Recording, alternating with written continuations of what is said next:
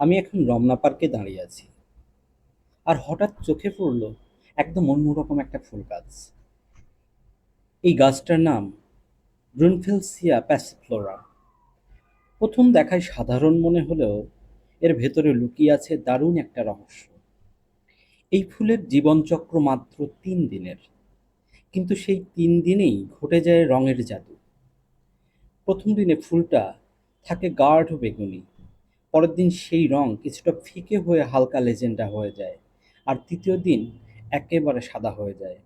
মানে একটা গাছেই একসাথে 3 রঙের ফুল, যেন সময়ের সাথে সাথে নিজের গল্প বদলে নিচ্ছে। এই কারণেই একে অনেক সময় এস্টারডে, টুডে অ্যান্ড টুমোরো ফুলও বলা হয়ে থাকে।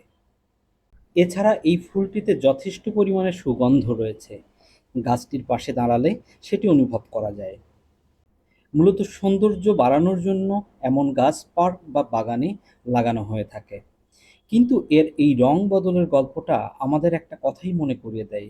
সময় বদলায়, রং বদলায়, কিন্তু সৌন্দর্য থেকে যায় নিজের মতো করেই। আপনি যদি কখনো এখানে আসেন, একটু থেমে এই ফুল গাছটার দিকে তাকাবেন।